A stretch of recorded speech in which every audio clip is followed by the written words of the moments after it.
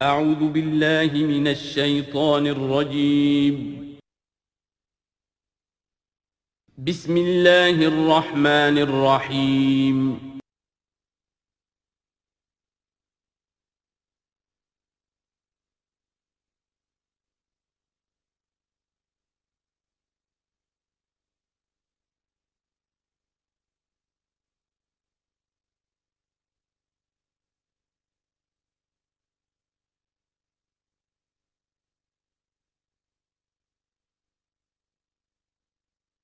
الحمد للہ وکفا والصلاة والسلام علی عبادہ الذین اصطفیٰ خصوصاً علی افضلہم وخاتم النبیین محمد الامین وعلی آلہ وصحبہ اجمعین اما بعد فقد قال اللہ تبارک وتعالی کما ورد فی سورۃ ہود اعوذ باللہ من الشیطان الرجیم بسم اللہ الرحمن الرحیم وَيَا قَوْمِ لَا يَجْرِمَنَّكُمْ شِقَاقِي أَن يُصِيبَكُم مِّثْلُ مَا أَصَابَ قَوْمَ نُوحٍ أَوْ قَوْمَ هُودٍ أَوْ قَوْمَ صَالِحٍ وَمَا قَوْمُ لُوطٍ مِّنكُمْ بِبَعِيدٍ صدق اللہ العظیم۔ رب اشرح لي صدری ويسر لي أمری واحلل عقدۃ من لسانی یفقہوا قولی۔ اللہم ربنا الہمنا رشدنا واعذنا من شرور انفسنا، اللہم ارنا الحق حقا وارزقنا اتباعہ وارنا الباطل باطلا وارزقنا اجتنابہ۔ اللہم ربنا آنس وحشتنا فی قبورنا وارحمنا بالقرآن العظیم، اللہم اجعلہ لنا اماما ونورا وہدا ورحمہ، اللہم ذکرنا منہ ما نسینا وعلمنا منہ ما جہلنا وارزقنا تلاوتہ آناء اللیل وآناء النہار واجعلہ لنا حجتا یا رب العالمین آمین۔ سورہ ہود کے 8ویں رکوع میں جو مضمون چل رہا تھا، حضرت شعیب علیہ السلام اور ان کی قوم کے مابین جو رد و قدح کی تفصیل بیان ہو رہی تھی، اس میں ایک اہم نکتہ آیا ہے وَيَا قَوْمِ لَا يَجْرِمَنَّكُمْ شِقَاقِي، اور دیکھو اے میری قوم کے لوگو، تمہیں میری دشمنی، میرا ذاتی بغض اس بات پر آمادہ نہ کر دے کہ تمہارا وہ انجام ہو جائے ان یصیبکم مثل ما اصاب قوم نوح، کہ تم پر بھی وہی عذاب آئے اللہ کا جیسا کہ آیا تھا قوم نوح پر، او قوم ہود، او قوم ہود، یا جو آیا تھا قوم ہود پر، او قوم صالح، یا جو آیا تھا قوم صالح پر، وما قوم لوط منکم ببعید، اور قوم لوط تو تم سے زیادہ دور بھی نہیں۔ یہ 4 جو ہیں قوموں کے اوپر عذاب آ چکا تھا حضرت شعیب علیہ السلام کی قوم پر عذاب آنے سے پہلے، حضرت نوح، حضرت ہود، حضرت صالح، اور جہاں جن شہروں تک حضرت لوط علیہ السلام بھیجے گئے، یعنی صدوم اور عامورہ کی بستیاں۔ اور یہ جو بستیاں تھیں دونوں جن پر عذاب آیا ہے، بعید ہونے کا معاملہ ان کا دونوں اعتبار سے ہے، زمانی اعتبار سے بھی، مکانی اعتبار سے بھی۔ جغرافیے میں بھی ہم نے دیکھ لیا کہ خلیج عقبہ کے مشرقی ساحل کے ساتھ جو ہے علاقہ جو ہے یہ تھا کہ جو اصحاب مدین کا ہے، جن میں شعیب بھیجے گئے، ان سے ذرا ہٹ کر مشرق میں جو ہے بحیرہ بردار ہے، اور بحیرہ بردار کے ساحل کے اوپر یہ شہر آباد تھے۔ تو جغرافیائی اور زمینی اعتبار سے بھی فاصلہ نہیں ہے، زمانی اعتبار سے بھی زیادہ فصل نہیں ہے۔ اور اگرچہ بعض لوگوں کا خیال یہ ہے کہ حضرت موسیٰ علیہ السلام جب مدین گئے تھے، مصر سے اپنی جان بچا کر نکلے تھے، تو پھر وہاں جس شیخ کے پاس وہ رہے ہیں اور جس کی بیٹی سے پھر انہوں نے شادی کی ہے، اس کے بارے میں لوگوں نے یہ خیال ظاہر کیا کہ وہ حضرت شعیب تھے۔ مجھے اس سے سختی سے اختلاف ہے، اور مجھے ان لوگوں کی رائے سے اتفاق ہے جو سمجھتے ہیں کہ یہ ممکن ہی نہیں ہے۔ حضرت شعیب کی قوم کے اوپر جو عذاب آ چکا تھا، اس کے بعد جو لوگ بچے کھچے وہاں آباد تھے، ان میں کوئی نیک آدمی تھا کہ جس کے پاس حضرت موسیٰ علیہ السلام کا جانا ہوا ہے۔ لیکن یہ کہ بہرحال اتنا فصل کوئی ہزاروں برس کا نہیں ہے ان کے مابین، سینکڑوں برس کا بھی شاید نہ ہو، قریب کا ہے معاملہ، زمانی اعتبار سے بھی اور زمینی اعتبار سے بھی۔ اب جو نکتہ اس میں اہم ہے وہ یہ ہے کہ بسا اوقات کسی شخص کو کسی داعی حق سے ذاتی پرخاش ہوتی ہے، کوئی ذاتی بغض ہے، کوئی ذاتی دشمنی ہے، کسی سبب سے ہے، اس کے نفسیاتی اسباب ہو سکتے ہیں اور بہت سے اسباب ہو سکتے ہیں، اور صرف ایک ذاتی پرخاش کی وجہ سے وہ اس کی دعوت کو رد کرتا ہے، اس کی مخالفت پر کمر بستہ ہو جاتا ہے، اس کی دشمنی اختیار کرتا ہے۔ نتیجہ کیا ہے؟ اس کا کچھ نہیں بگاڑتا، اپنے آپ کو برباد کر لیتا ہے، اپنی تباہی کو دعوت دیتا ہے۔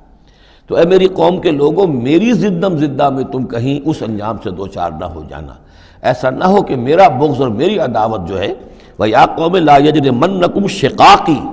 أَن يُصِيبَكُم مِّثْلُ مَا أَصَابَ قَوْمَ نُوحٍ أَوْ قَوْمَ هُودٍ أَوْ قَوْمَ صَالِحٍ وَمَا قَوْمُ لُوطٍ مِّنكُم بِبَعِيدٍ وَاسْتَغْفِرُوا رَبَّكُمْ، اور دیکھو استغفار کرو اپنے رب سے، ثُمَّ تُوبُوا إِلَيْهِ، پھر اس کی طرف رجوع کرو، اس کی طرف آگے بڑھو، اس کی اطاعت کرو، اس کی فرمانبرداری کرو۔ ان ربی رحیم ودود، یقیناً میرا رب رحیم بھی ہے، ودود بھی ہے، محبت فرمانے والا ہے۔ قالوا یا شعیب ما نفقہ کثیرا مما تقول، انہوں نے کہا کہ اے شعیب تم جو کچھ کہتے ہو اس کی اکثر بات تو ہماری سمجھ میں نہیں آتی، کیا کہہ رہے ہو تم؟ یعنی یہ کہ ذہنوں کے سانچے اتنے بگڑ گئے ہوتے ہیں کہ سیدھی بات ان میں فٹ بیٹھتی نہیں۔ ما نفقہ کثیرا مما تقول وانا لنراک فینا ضعیفا، ہم تو یہ دیکھ رہے ہیں کہ تم ہمارے اندر کوئی طاقتور آدمی نہیں ہو، کمزور سے آدمی ہو، ہم تو دیکھتے ہیں کہ تمہارے پاس کوئی قوت نہیں ہے۔ لولا رہتک، اگر نہ ہوتا تمہارا خاندان، لرجمناک، تو ہم تجھے کبھی کا سنسار کر چکے ہوتے۔ اب یہ بات بہت اہم ہے اس وقت، اصل میں یہ جو صورت مکی نازل ہو رہی ہیں، جو حضور کی دعوت اور تحریک جس دور سے گزر رہی تھی اور جو کچھ ہو رہا تھا، وہ اس کا ایک عکس سابقہ انبیاء اور رسل کے حالات میں بھی جو ہے تو وہ اسی دور کی مناسبت سے وہی باتیں نمایاں کی جاتی ہیں۔ یعنی جو تکرار ہوئی ہے ان رسولوں کے حالات کی، وہ تکرار محض نہیں ہے، بلکہ ہر جگہ پر جس دور میں وہ صورت نازل ہو رہی ہے جن میں ان کا تذکرہ ہو رہا ہے، اس دور میں جو خاص مسائل ہیں کہ جو درپیش ہیں محمد الرسول اللہ صلی اللہ علیہ وسلم اور آپ کے صحابہ کو، تو ان کے مناسبت سے جو ہدایت ہے، دل جوئی ہے، مسلمانوں کے لیے رہنمائی ہے، وہ حصہ ان رسولوں کی تعلیمات اور تاریخ کا بیان کیا جاتا ہے۔ اب یہاں مکے میں بھی شکل یہ ہو چکی تھی کہ بقیہ سب قریش جو ہیں وہ حضور کے خلاف جو ہیں سخت غیظ اور غضب کے اندر مبتلا تھے، لیکن چونکہ حضور کے چچا ابو طالب یہ خاندان بنی ہاشم کے سردار تھے اور انہیں ذاتی محبت تھی، وہ چاہے ایمان نہیں لائے حضور پر صلی اللہ علیہ وسلم، لیکن ذاتی محبت انہیں اتنی تھی کہ انہوں نے آخری وقت تک سپورٹ کیا ہے۔ اور قبائلی زندگی میں یہ ہوتا ہے کہ اگر کہیں کسی ایک خاندان کے کسی فرد کے اوپر کوئی ہاتھ اٹھایا جائے تو پھر وہ خاندان انتقام لیتا ہے۔ اس کا مطلب یہ ہوتا کہ حضور کے خلاف وہ کوئی اقدام کرتے ہیں تو گویا کہ ان فائٹنگ شروع ہو جائے گی، داخلی خانہ جنگی شروع ہو جائے گی بنو ہاشم کی ان لوگوں کے خلاف کہ جو حضور کو کوئی غضب پہنچائیں، نقصان پہنچائیں۔ یہ تحفظ ملا ہوا تھا محمد الرسول اللہ صلی اللہ علیہ وسلم کو اللہ تعالیٰ کی طرف سے۔ اگر خدا نہ خواستہ ابو لہب ہوتا اس سردار، تو کبھی کا حضور کے خلاف کوئی نہ کوئی اقدام وہ کر چکے ہوتے، لیکن چونکہ خاندان بنی ہاشم کی سرداری اس وقت تھی ابو طالب کے پاس، اور انہیں دلچسپی تھی اور محبت تھی، شفقت تھی حضور کے ساتھ، بلکہ کچھ عرصہ جو ہے حضور ان کے سائے عاطفت کے اندر انہوں نے گزارا بھی تھا۔ اس وجہ سے تو یہ نقشہ دکھایا جا رہا ہے کہ آج قریش کے مقابلے میں جس طریقے سے کہ بنو ہاشم کی سپورٹ اور حفاظت جو ہے وہ حضور کے لیے اللہ تعالیٰ نے اسے قلعہ بنا دیا ہے، یہی معاملہ اس وقت تھا کہ حضرت شعیب کا بھی خاندان ان کا پشت بنا تھا۔ وَلَوْلَا رَحْتُكَ، اگر تمہارا خاندان تمہارا پشت بنا نہ ہوتا اور تمہارا ساتھ نہ دے رہا ہوتا، لَرَجَمْنَاكَ، ہم کبھی کہ تمہیں سنسار کر چکے ہوتے۔ وَمَا أَنْتَ عَلَيْنَا بِعَزِيزٍ، اور ذاتی طور پر تم ہم پر کوئی بھاری نہیں ہو، تو تمہاری کوئی حیثیت نہیں ہے۔ قَالَ يَا قَوْمِ رَحْتِي أَعَزُّ عَلَيْكُم مِّنَ اللَّهِ، انہوں نے کہا اے میری قوم کے لوگوں، کیا میرا یہ خاندان تم پر زیادہ بھاری ہے اللہ سے؟ میرا پشت بنا تو حقیقتاً اللہ ہے، تم اللہ سے نہیں ڈرتے، میرے خاندان سے ڈرتے ہو۔ رحتی اعز علیکم من اللہ واتخذتموہم وراءکم ظہریا، اللہ کو تو تم نے اپنی پیٹھوں کے پیچھے پھینکا ہوا ہے، بھلایا ہوا ہے۔ یہ بھی بہت ہی اہم نفسیاتی نکتہ ہے۔ ہوتا یہ ہے کہ ہم دنیا میں ایسے مگن رہتے ہیں کہ اللہ کو ماننے کا عقیدہ تو ہے، لیکن اللہ مستحضر نہیں رہتا، یاد نہیں رہتا۔ یہ ہمارا پورا دنیا کا کاروبار چل رہا ہے، کاز اینڈ ایفیکٹ، علل ہیں، اسباب ہیں، ان کے نتائج نکل جاتے ہیں۔ تو جو کاز اینڈ ایفیکٹ کا جو سلسلہ چل رہا ہے، ہم اس میں اتنے گم ہوتے ہیں کہ مسبب الاسباب جو ہے وہ نگاہوں کے سامنے رہتا ہی نہیں۔ یا یہ کہ ہم اپنے کاموں میں اتنے مشغول ہیں، اپنے کام و دہن کی لذت جو ہے وہی ہمیں جو ہے کوئی مرصد نہیں لینے دیتی، یا یہ کہ بنیادی ضروریات جو ہیں وہی ہمیں جو ہے اب کوئی فارغ نہیں ہونے دیتی، لہذا ہم گم ہو جاتے ہیں۔ کافر کی یہ پہچان کے آفاق میں گم ہے، اور مومن کی یہ پہچان کے گم اس میں ہے آفاق۔ لیکن یہ کافر کا معاملہ کیا ہوتا ہے؟ اللہ کو مانتے تو وہ بھی تھے، مانتے تھے مشرکین مکہ بھی، مانتے تو سب تھے اللہ کو، لیکن یہ کہ اللہ کو تو انہوں نے اوجھل کیا ہوا تھا، آنکھ اوجھل پہاڑ اوجھل۔ تم اللہ سے نہیں ڈرتے، میرے خاندان سے ڈرتے ہو. وَاتَّخَذْتُمُوهُ وَرَاءَكُمْ ظِهْرِيًّا، اللہ کو تو تم نے اپنی پیٹھوں کے پیچھے پھینکا ہوا ہے، یعنی اسے تو نسیم منسیہ کیا ہوا ہے، اس کی طرف تمہارا ذہن ہی نہیں ہے. ان ربی بما تعملون محیط، جبکہ میرا رب جو کچھ کہ تم کر رہے ہو اس کا احاطہ کیے ہوئے، تمہارا گھیراؤ کیے ہوئے اللہ، تم اس کی گرفت سے نکل کر نہیں جا سکتے ہو. یا قوم اعملوا علی مکانتکم انی عامل، اور اے میری قوم کے لوگوں کرو جو کچھ کر سکتے ہو اپنی جگہ پر، میرے خلاف جو کر سکتے ہو، جو ریشہ دوانیاں کر سکتے ہو، جو اقدام کر سکتے ہو. یہ چیلنجنگ انداز جو ہے ان آخری صورتوں میں آپ کو نظر آ رہا ہے، سورہ نام سے چلا آ رہا ہے، اس لیے کہ وہ کشاکش جو تھی حق و باطل کی وہ اس انتہا کو پہنچ چکی تھی کہ اب حضور صلی اللہ علیہ وسلم کی طبیعت کے اندر بھی وہ بیزاری پیدا ہو چکی تھی. اب جو کچھ تم کر سکتے ہو کر لو. انی عامل، اپنا سا جو میں کر سکتا ہوں میں کر رہا ہوں، جو کوشش مجھ سے بن آ رہی ہے میں کر رہا ہوں. سوف تعلمون، ان قریب تم جان لو گے، من یاتی ہے عذاب یخزیہ، کون ہے وہ جس پر وہ عذاب آئے گا جو اسے رسوا کر دے گا. ومن ہوا کاذب، اور کون ہے وہ جو جھوٹا ہے، میں جھوٹا ہوں یا تم جھوٹے ہو. وارتقبوا انی معکم رقیب، تاکتے رہو، انتظار کرو، میں بھی تمہارے ساتھ اب تاک رہا ہوں، منتظر ہوں. ولما جاء امرنا، جب ہمارا حکم آ گیا، نجینا شعیبا، ہم نے نجات دے دی شعیب کو، والذین آمنوا معہ، اور ان کو کہ جو اس کے ساتھ ایمان لائے تھے، برحمت منا، اپنی جانب سے رحمت کے ذریعے، واخذت الذین ظلموا الصیحۃ، اور جو یہ ظالم تھے، گناہ گار تھے، مشرک تھے اور کافر تھے، انہیں آ پکڑا ایک بہت بڑی کڑک نے. فاصبحوا فی دیارہم جاثمین، تو وہ اپنے اپنے گھروں میں اور اپنے ولاز میں اور اپنی کوٹھیوں میں، اپنی حویلیوں میں اوندھے پڑے رہ گئے. کأن لم یغنوا فیہا، ایسے ہو گئے جیسے وہ کہیں آباد تھے ہی نہیں. الا بعدا لمدین، آگاہ ہو جاؤ، پھٹکار ہے مدین پر. کما بعدت ثمود، جیسے کہ ثمود پر پھٹکار ہوئی. وَلَقَدْ أَرْسَلْنَا مُوسَىٰ بِآيَاتِنَا، میں نے عرض کیا تھا کہ اس سورہ مبارکہ میں حضرت موسیٰ کا بس ذکر آئے گا تھوڑا سا جو آ رہا ہے اب، ورنہ یہ 6 رکوع ختم ہوئے انبیاء و رسل کے. ان میں سے 2 رکوع جو تھے وہ حضرت نوح علیہ السلام کے حالات پر مشتمل تھے، اور باقی سب کے لیے ایک ایک رکوع آیا ہے.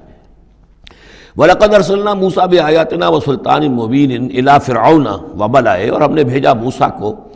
اپنی آیات کے ساتھ اور واضح سند دے کر فرعون اور اس کے سرداروں کے پاس. فَاتَّبَعُوا أَمْرَ فِرْعَوْنَ، لیکن ان بدبختوں نے فرعون ہی کی پیروی کی، اسی کے حکم کو مانا، اسی کی بات پر چلے. وما امر فرعون برشید، حالانکہ وہ فرعون کا معاملہ جو ہے وہ کوئی کامیابی والی راہ نہیں تھی، ہدایت والی راہ نہیں تھی. یقدم قومہ یوم القیامہ، اب قیامت کے دن وہ آئے گا آگے آگے چلتا ہوا، اپنی قوم کی قیادت کرتے ہوئے آئے گا، آگے آگے آئے گا. یوم القیامت، پیچھے پیچھے اس کی قوم آ رہی ہوگی. فاوردہم النار، اور پھر وہ لا کر آگ کے گھاٹ پر انہیں اتار دے گا، جہنم تک پہنچا دے گا. وبئس الورد المورود، اور وہ بہت ہی برا گھاٹ ہے جس پر اترا جائے. جیسے کوئی پانی پینے کے لیے جانور آتے ہیں، ان کا کوئی سردار جو ہے وہ آگے آگے آ رہا ہو، سب گھاٹ پر وہ اپنے پھر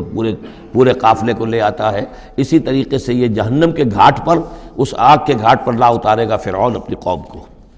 وَأُتْبِعُوا فِي هَٰذِهِ لَعْنَةً، اور اس دنیا میں بھی ان پر لعنت جو ہے ان کے پیچھے لگا دی گئی. وَيَوْمَ الْقِيَامَةِ، اور قیامت کے دن بھی. بِئْسَ الرِّفْدُ الْمَرْفُودُ، برا ہے وہ انعام جو ان کو ملنے والا ہے. ذَلِكَ مِنْ أَنْبَاءِ الْقُرَىٰ، یہ ہیں ان بڑی بڑی بستیوں اور بڑے ملکوں کے اہم خبریں. نقصها علیک، جو کہ ہم آپ کو سنا رہے ہیں، بیان کر رہے ہیں آپ پر. منہا قائم و حسید، ان میں سے ایسی بھی ہیں جو ابھی قائم ہیں، موجود ہیں، اور ایسی بھی ہیں کہ جو بالکل ختم ہو گئی، معدوم ہو گئی. حسید کا لفظ اصل میں آتا ہے کھیتی کے لیے، جب کہ فصل کاٹ دی جائے، فصل کٹ گئی ہو تو جو منظر نظر آتا ہے وہاں پر جو ویرانی ہوتی ہے. تو بعض مقامات تو ایسے ہیں جہاں یہ قومیں آباد تھیں تو اب ان کا نام و نشان تک نہیں رہا، جیسے کہ قوم عاد کہاں تھی، اب ان کا نام و نشان نہیں. اگرچہ ابھی حال ہی میں سیٹلائٹ کے ذریعے سے ان کا جو شہر ہے اور شداد کی جو جنت تھی اس کے آثار مل گئے ہیں، لیکن یہ کہ وہ زیر زمین ہے، سطح زمین کے اوپر ان کا کوئی نام و نشان نہیں. لیکن یہ کہ جیسے سمود کے مسکن جو ہے وہ بھی موجود ہیں. منہا قائم و حسید. وما ظلمناہم ولکن ظلموا انفسہم، اور ہم نے ان پر کوئی ظلم نہیں کیا، انہوں نے اپنی جانوں پر خود ظلم ڈھایا. فما اغنت عنہم آلہتہم التی یدعون من دون اللہ، تو کچھ کام نہ آ سکے اور کچھ بچا نہ سکے انہیں ان کے وہ آلہہ، وہ معبود کہ جنہیں وہ پکارا کرتے تھے اللہ کے سوا. من شیء، کچھ بھی. لما جاء امر ربک، جب تیرے رب کا حکم آ گیا. وما زادوہم غیر تتبیب، اور انہوں نے کچھ اضافہ نہیں کیا ان کے حق میں مگر تباہی اور بربادی کا. وَكَذَلِكَ أَخْذُ رَبِّكَ إِذَا أَخَذَ الْقُرَىٰ، اور ایسے ہی ہوتی ہے پکڑ آپ کے رب کی اے نبی جب وہ پکڑتا ہے بستیوں کو، وَهِيَ ظَالِمَةٌ، جبکہ وہ ظالم ہوتی ہیں، گناہ گار ہوتی ہیں، ان میں گناہ کا اور معصیت کا عام چلن ہو جاتا ہے۔ إِنَّ أَخْذَهُ أَلِيمٌ شَدِيدٌ، یقیناً اس کی پکڑ جو ہے وہ بڑی دردناک بھی ہے، بڑی سخت ہے، جیسے کہ آخری پارے میں إِنَّ بَطْشَ رَبِّكَ لَشَدِيدٌ ان فی ذلک لآیۃ لمن خاف عذاب الآخرہ، یقیناً اس میں نشانی ہے ان کے لیے کہ جو آخرت کے عذاب سے ڈرتے ہوں۔ ذالک یوم مجموع لہ الناس، وہ دن ہے کہ جس کے لیے لوگوں کو لامحالہ جمع کیا جائے گا۔ وذالک یوم مشہود، اور وہ دن ہے پیشی کا، سب کو پیش ہونا ہے۔ وما نؤخرہ الی اجل معدود، اور ہم اسے ایک وقت معین تک کے لیے مؤخر کیے ہوئے ہیں، ایک وقت معین ہے اس کا، معدود ہے، گنتی کی گئی ہے اس کی، یہ نہیں ہے کہ کبھی نہیں آئے گا، آئے گا وہ دن۔ یوم یاتی، جس دن جب کہ وہ دن آ جائے گا، لا تکلم نفس الا باذنہ، کوئی ذی نفس زبان نہیں کھول سکے گا مگر اللہ کے اذن سے۔ فمنہم شقی و سعید، تو انسانوں میں سے شقی بھی ہوں گے، بدبخت بھی ہوں گے، سعید بھی ہوں گے، نیک بخت ہوں گے۔ فاما الذین شقوا، تو وہ لوگ کہ جو بدبخت ہیں، ففی النار لہم فیہا زفیر و شہیق، وہ آگ میں ہوں گے جس میں ان کو وہاں چیخنا چلانا ہے، دھاڑنا ہے اپنے درد سے، کرب سے۔ خالدین فیہا، اس میں وہ ہمیشہ ہمیشہ رہیں گے، ما دامت السماوات والارض، جب تک کہ رہیں آسمان اور زمین، الا ما شاء ربک، سوائے اس کے کہ جو چاہے تیرا رب۔ یہ ذرا مشکلات القرآن میں سے یہ مقام ہے، یہ واحد مقام ہے کہ جہاں خالدین فیہا ابدا یا خالدین فیہا، اس میں کچھ استثناءات بھی آئی ہیں کہ کب تک یہ رہے گا، جہنم کب تک رہے گی، ما دامت السماوات والارض، جب تک آسمان اور زمین رہیں۔ اب اس سے مراد ابدیت بھی ہو سکتی ہے، اور اس میں کوئی اشارہ بھی ہو سکتا ہے کہ شاید کبھی کوئی وقت آئے کہ یہ جو آسمان اور زمین کی ایک تخلیق اللہ نے کی ہے، یہ ایک خاص اس کا نظام ہے، ایک وقت میں آ کر یہ نظام بدل جائے، پھر کوئی اور آسمان، کوئی اور زمین تخلیق فرمائے۔ بہرحال اس وقت تک جب تک کہ یہ آسمان اور زمین باقی رہیں گے تو یہ جو جہنمی لوگ جو ہیں وہ جہنم میں رہیں گے۔ اس میں بھی ایک استثناء، الا ما شاء ربک، اللہ کا اختیار ہے، اگر کسی کو چاہے اس میں سے نکالنا تو اس کا اختیار مطلق ہے، جیسا کہ ہم نے عرض کیا، کئی دفعہ عرض کیا ہے کہ جیسے اہل سنت کے نزدیک اللہ تعالیٰ کے بارے میں ہم یہ نہیں کہہ سکتے کہ وہ اس پر عدل کرنا واجب ہے، لیکن یہ کہ وہ عدل کرے گا۔ اسی طریقے سے یہ بات کہ اللہ تعالیٰ کا اختیار مطلق ہے، وہ کسی کو چاہے تو نکال لے، لیکن ہم یہ جانتے ہیں کہ کفار کے لیے یہ جہنم جو ہے وہ ابدی ہے، اللہ نکالے گا نہیں، واللہ عالم۔ ان ربک فعال لما یرید، یقیناً آپ کا رب جو ہے جو ارادہ کر لے اس کو کر گزرنے والا ہے۔ واما الذین سعدوا، اور جو لوگ نیک بخت ثابت ہوں گے، ففی الجنۃ خالدین فیہا، اور وہ جنت میں رہیں گے ہمیشہ ہمیش، ما دامت السماوات والارض، جب تک رہیں آسمان اور زمین، الا ما شاء ربک، سوائے اس کے کہ جو آپ کا رب چاہے، عطاء غیر مجزوز، اور یہ جو بخشش ہے یہ بے انتہا ہوگی، اس کا خاتمہ کبھی نہیں ہوگا۔ یہ اضافی لفظ جنت کے لیے آ رہا ہے کہ جو دوزخ کے لیے نہیں آیا۔ یہ جو ذرا سا باریک فرق ہوتا ہے، پھر اس سے بڑے فلسفیانہ نکتے نکلتے ہیں، اس سے پھر محققین نے، علماء نے جو ہیں پھر بہت سے دلائل استدلال کیے ہیں۔ چنانچہ حافظ ابن تیمیہ رحمہ اللہ اور شیخ ابن عربی دونوں کی ایک رائے ہے جو اہل سنت کا جو عام اجماعی عقیدہ ہے اس سے مختلف ہے۔ اہل سنت کا اجماعی عقیدہ یہ ہے کہ جنت اور دوزخ دونوں ابدی ہیں، ہمیشہ ہمیشہ ہمیشہ ہمیشہ، کوئی اختتام نہیں ہے نہ جنت کا نہ دوزخ کا۔ لیکن امام ابن تیمیہ رحمہ اللہ اور شیخ اکبر جو صوفیاء کے ہیں، شیخ ابن عربی، اگرچہ ان دونوں میں بڑی بود ہے بہت سی چیزوں کے اندر، اور امام ابن تیمیہ جو ہے وہ بہت ہی سخت تنقید کرتے ہیں اور سخت الفاظ استعمال کرتے ہیں شیخ ابن عربی کے لیے، محی الدین ابن عربی، لیکن یہ کہ اس معاملے میں ان دونوں کی رائے ایک ہے، اور وہ یہ ہے کہ جنت تو ابدی ہے، دوزخ ابدی نہیں ہے۔ ایک وقت آئے گا، چاہے وہ ارب سال کے بعد آئے، وہ ابد ہمارے اعتبار سے ابدی ہو، ہمارے اعتبار سے انفائنائٹی ہوگا، لیکن یہ کہ ایک وقت آئے گا کہ جہنم ختم ہو جائے گی۔ یہ ان کی رائے ہے، واللہ اعلم۔ فلا تک فی مریۃ مما یعبد ہؤلاء، تو تمہیں کوئی شک نہ رہے ان چیزوں کے بارے میں جن کو یہ لوگ پوج رہے ہیں۔ ما یعبدون الا کما یعبد آباؤہم، نہیں پوج رہے یہ مگر ایسے ہی جیسے کہ ان کے آباء و اجداد پوجتے رہے ہیں من قبل، اس سے پہلے۔ وَإِنَّا لَمُوَفُّوهُمْ نَصِيبَهُمْ غَيْرَ مَنْقُوصٍ، اور ہم انہیں ان کا جو اجر اور ثواب اور ان کا بدلہ ہے، حق ہے، پورا دے دیں گے بغیر کسی کمی کے۔ وَلَقَدْ آتَيْنَا مُوسَى الْكِتَابَ فَاخْتُلِفَ فِيهِ، اور موسیٰ کو ہم نے کتاب دی تھی، پھر اس میں اختلافات پیدا کر دیے گئے۔ ولولا کلمۃ سبقت من ربک لقضی بینہم، اور اگر نہ ہو چکی ہوتی ایک بات تیرے رب کی پہلے ہی سے طے، یعنی ایک مدت اور جو ہے اللہ کی طرف سے معین ہے، تو ان کے مابین فیصلہ کر دیا جاتا۔ وَإِنَّهُمْ لَفِي شَكٍّ مِّنْهُ مُرِيبٍ، اور اب تو حقیقت میں یہ لوگ جو ہے وہ تورات اس کتاب کے بارے میں کچھ شکوک و شبہات میں مبتلا ہو گئے۔ یہ بات جو ہے سورہ شورى میں کھل کر آئے گی کہ رسولوں کو جو کتابیں دی جاتی ہیں ان کے وارث بنتی ہے پھر ان کی امت، اور جب یہ اس امت کے اندر جب زوال آتا ہے، اضمحلال آتا ہے، بے عملی آتی ہے، تو اس بے عملی کے نتیجے میں پھر ایک نتیجہ یہ نکلتا ہے کہ پھر کتاب کے بارے میں بھی یقین پورا ان کے اندر نہیں رہتا کہ یہ واقعتاً اللہ کی کتاب ہے، بلکہ اس کے بارے میں بھی ان کے اندر شکوک و شبہات پیدا ہو جاتے ہیں۔ وَإِنَّ كُلًّا لَمَّا لَيُوَفِّيَنَّهُمْ رَبُّكَ أَعْمَالَهُمْ، اور لازماً یہ جتنے بھی لوگ ہیں ان سب کو اے نبی آپ کا پروردگار ان کے اعمال کا پورا اجر دے گا، بدلہ دے گا۔ انہ بما یعملون خبیر، جو کچھ یہ کر رہے ہیں وہ اس سے باخبر ہے۔ فاستقم کما امرت ومن تاب معک، تو اے نبی آپ ڈٹے رہیے جیسا کہ آپ کو حکم ہوا ہے، اور جو لوگ بھی جنہوں نے توبہ کی ہے آپ کے ساتھ، یعنی توبہ کی ہے وہ شرک سے باز آئے ہیں، کفر کو چھوڑا ہے، ایمان لائے ہیں، پلٹ آئے ہیں آپ کے ساتھ، ولا تطغوا، اور اب آگے نہ بڑھیے، حد سے تجاوز نہ کیجیے۔ یہ تجاوز یہ بھی ہو سکتا ہے کہ عذاب کی جلدی کریں، کہ جلدی اب اللہ تعالیٰ فیصلہ چکا دیں۔ تجاوز یہ بھی ہو سکتا ہے کہ کہیں غصے میں آ جائیں اور لوگوں کی مخالفت کے اوپر جو ہے وہ اپنا جو حلم جو ہے اس کا دامن ہاتھ سے چھوڑ بیٹھے، تو یہ مختلف چیزیں ہو سکتی ہیں۔ انہ بما تعملون بصیر، جو کچھ تم کر رہے ہیں اسے بھی اللہ دیکھ رہا ہے، جو کچھ وہ کر رہے ہیں اسے بھی دیکھ رہا ہے، اس کو ان کی سزا دے گا، تمہیں تمہارا اجر و ثواب دے گا۔ ولا ترکنوا الی الذین ظلموا، اور دیکھو ان ظالموں کی طرف کوئی جھکاؤ پیدا نہ ہو جائے تمہارے اندر، رشتہ داری کی وجہ سے، دوستی کی وجہ سے، تمہاری ان کے ساتھ جو پرانے مراسم چلے آ رہے ہیں، اگر کہیں اس کی وجہ سے تم ان کے ساتھ جھک جاؤ گے، فتمسکم النار، تو تمہیں بھی آگ پکڑ لے گی۔ وما لکم من دون اللہ من اولیاء، اور پھر تمہیں اللہ سے بچانے والے کوئی حمایتی نہیں ہوں گے، ثم لا تنصرون، پھر تمہاری مدد نہیں کی جائے گی۔ وَأَقِمِ الصَّلَاةَ طَرَفَيَ النَّهَارِ وَزُلَفًا مِّنَ اللَّيْلِ، اور اے نبی نماز کو قائم رکھیے۔ اب یہ سارے خطابات آپ دیکھ رہے ہیں کہ بظاہر واحد کے صیغے میں حضور سے ہو رہے ہیں، لیکن یہاں پر خطاب امت سے، مسلمانوں سے ہے، حضور کی وساطت سے اہل ایمان جو ہے وہ مخاطب ہیں۔ نماز قائم رکھو، دن کے دونوں طرف، فجر ہے ادھر مغرب ہے یا عصر ہے، یہ نہار کا دو طرف جو ہے وہ تو فجر اور عصر شمار ہوں گے۔ وَزُلَفًا مِّنَ اللَّيْلِ، اور کچھ ٹکڑے رات کے، اب مغرب عشاء کو بھی ہم شمار کر سکتے ہیں رات میں، تو اس طریقے سے یہ مختلف، شروع میں جیسے اوقات آئے ہیں تو ان میں ابھی پوری طریقے سے 5 نمازوں کا نظام نہیں تھا، وہ تو سن 11 نبوی میں جبکہ یہ معراج ہوئی ہے اس وقت پھر 5 نمازوں کا نظام آیا ہے، ورنہ پورے مکی دور کے 10 برس بلکہ 10.5 برس تک وہ نمازوں کا نظام ایسا ہی تھا کہ کبھی صبح شام کی بات کہہ دی ہے، صبح شام کرو، اور یا یہ کہ سورہ بنی اسرائیل میں بھی ایک بات آ جائے گی وہ وہاں پڑھیں گے۔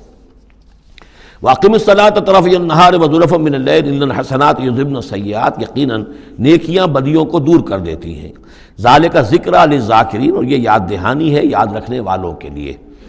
وَاصْبِرْ فَإِنَّ اللَّهَ لَا يُضِيعُ أَجْرَ الْمُحْسِنِينَ، اور صبر کیجئے، اور اللہ تعالیٰ محسنین کا، نیکی کرنے والوں کے صبر کو ضائع نہیں کرتا۔ فَلَوْلَا كَانَ مِنَ الْقُرُونِ مِنْ قَبْلِكُمْ أُولُو بَقِيَّةٍ، تو کیوں نہ ایسا ہوا کہ ہوتے ان قوموں میں جو تم سے پہلے تھیں ایسے اولو بقیہ ہوتے، ایسے حق کے علمبردار ہوتے، ینہون عن الفساد فی الارض، کہ جو لوگوں کو اپنی قوموں کو روکتے رہتے زمین میں فساد مچانے سے، الا قلیلا ممن انجینا منہم، سوائے اس کے کہ کچھ کم ہوئے، بہت تھوڑے لوگ ہوئے جن میں سے کہ ہم نے بچا لیا۔ یعنی جو لوگ بھی نہیں منکر کرتے رہے، روکتے رہے، بدی سے روکتے رہے، کفر سے روکتے رہے، شرک سے روکتے رہے، ان کے بارے میں بار بار یہ بات آ رہی ہے کہ اللہ تعالیٰ ان کو بچا لیتا ہے۔ وَاتَّبَعَ الَّذِينَ ظَلَمُوا مَا أُتْرِفُوا فِيهِ، اور وہ لوگ کہ جنہوں نے گناہ کی روش اختیار کی، وہ تو انہوں نے پیروی کی اپنی اسی چیزوں کی جس میں کہ ان کو ساز و سامان دیا گیا تھا، عیش جو ان کو دے دیا گیا تھا، کانوا مجرمین وکانوا مجرمین، اور یقیناً وہ مجرم تھے۔ وما کان ربک لیہلک القری بظلم، اور آپ کا رب بستیوں کو ظلم کے ساتھ ہلاک کرنے والا نہیں ہے کہ بغیر ان کی یعنی خرابی کے اعمال کے، بغیر ان کے جرائم کے ان کو ایسے ہی ہلاک کر دیتا۔ وما کان ربک لیہلک القری بظلم واہلھا مصلحون، جبکہ اس میں بسنے والے لوگ جو ہیں وہ مصلح ہوں، اچھے کردار کے لوگ ہوں، اصلاح کرنے والے ہوں، صالح ہوں۔ وَلَوْ شَاءَ رَبُّكَ لَجَعَلَ النَّاسَ أُمَّةً وَاحِدَةً، اور اگر اللہ چاہتا، آپ کا رب چاہتا تو تمام نوع انسانی کو ایک ہی امت بنا دیتا۔ وَلَا يَزَالُونَ مُخْتَلِفِينَ، لیکن نہیں، یہ اختلاف کرتے ہی رہیں گے، انسانوں میں اختلاف ہمیشہ باقی رہے گا۔ صرف فرق یہ ہے کہ اختلاف کو ایک حد تک رکھا جائے، تفرقہ نہ ہو جائے۔ اختلاف اختلاف ہے، ایک رائے میری، ایک رائے آپ کی ہے، ٹھیک ہے، آپ کی رائے، آپ کے پاس یہ دلائل ہیں، آپ کا دل اس پر ٹھک گیا ہے، آپ اس پر عمل کیجئے۔ میرے پاس یہ دلیل ہے، میرا دل اس پر ٹھکتا ہے، میں اس حدیث کو زیادہ قوی سمجھتا ہوں، آپ نے اس کو زیادہ جو ہے مضبوط سمجھا ہے، کوئی حرج نہیں۔ میں بھی قرآن و سنت سے استدلال کر رہا ہوں، آپ بھی قرآن و سنت سے استدلال کر رہے ہیں۔ امام ابو حنیفہ نے بھی کیا ہے تو وہیں سے استدلال کیا ہے، امام شافعی نے بھی کیا، تو اختلاف ہے۔ تفرقہ نہ ہو کہ تم اور، من دیگرم تو دیگری، میں اور ہوں تم اور ہو، یہ تفرقہ جو ہے وہ کفر ہے۔ لیکن اختلاف لا یزالون مختلفین، وہ تو یہ ہے کہ گلہائے رنگا رنگ سے ہے رونق چمن، اے ذوق جہاں کو ہے زیب اختلاف سے۔ اختلاف جو ہے منوٹنی اگر دنیا میں ہو تو طبیعت انسان کی اکتا جائے، یہاں تو یہ کہ رنگا رنگی ہو، تنوع ہو، تو اس سے ہی انسان جو یہاں کی جو زیبائش ہے اور رونقیں ہیں۔ ولا یزالون مختلفین الا من رحم ربک، سوائے اس کے کہ جس پر تیرا رب رحم فرما دے۔ ولذالک خلقہم، اللہ نے بنایا ہی اسی حساب سے ہے ان کو۔ دو افراد کے مزاج ایک نہیں ہے، دو افراد کے انگوٹھوں کی وہ یہ نشان ایک نہیں، لکیریں ایک جیسی نہیں ہیں، ان دو انسانوں کی شکلیں ایک جیسی نہیں ہیں، یہ تو اللہ تعالیٰ نے بنایا ہے تخلیق کے اندر۔ اب جینز کسی کے کچھ ہیں، کسی کے کچھ ہیں، کسی میں کچھ جو ہے اور اثرات آ رہے ہیں، کسی میں کسی اور طرح کے اثرات آ رہے ہیں۔ الناس کالمعادن، اور یہ تمام انسان بھی معدنیات کی طرح ہیں، تو اس طرح ہی اللہ تعالیٰ نے جو پیدا کیا ہے وہ ایک جیسی شے تو نہیں پیدا کی۔ وَتَمَّتْ كَلِمَةُ رَبِّكَ لَأَمْلَأَنَّ جَهَنَّمَ مِنَ الْجِنَّةِ وَالنَّاسِ أَجْمَعِينَ، اور تیرے رب کی یہ بات پوری ہو کر رہے گی کہ میں پر کر کے رہوں گا جہنم کو جنوں سے اور انسانوں سے، سب سے۔ یعنی اس نے جنت بنائی ہے، اس کو بھی اس نے آباد کرنا ہے اہل حق کے ذریعے سے، جہنم بھی تو بنا رکھی ہے، اس کا ایندھن بھی اسے درکار ہے۔ تو اس دنیا کے اندر جو کفار ہیں، مشرکین ہیں، گناہ گار ہیں، جو عیاشیاں کر رہے ہیں، بدماش ہیں اور جو ظالم ہیں، یہ ظاہر بات ہے کہ جہنم کے لیے ایندھن ہے جو اللہ نے فراہم کیا ہے۔ وَكُلًّا نَقُصُّ عَلَيْكَ مِنْ أَنْبَاءِ الرُّسُلِ، اب یہ وہ اصطلاح آ گئی جس کا میں بار بار ذکر کر رہا تھا، انباء الرسل۔ اور یہ سب چیزیں جو ہم بیان کر رہے ہیں محمد آپ پر، یہ رسولوں کی بڑی اہم خبروں میں سے ہیں۔ حضرت نوح، حضرت ہود، حضرت صالح، حضرت لوط، حضرت شعیب، حضرت موسیٰ، یہ حالات جو بیان کر رہے ہیں، من انباء الرسل ما نثبت بہ فؤادک،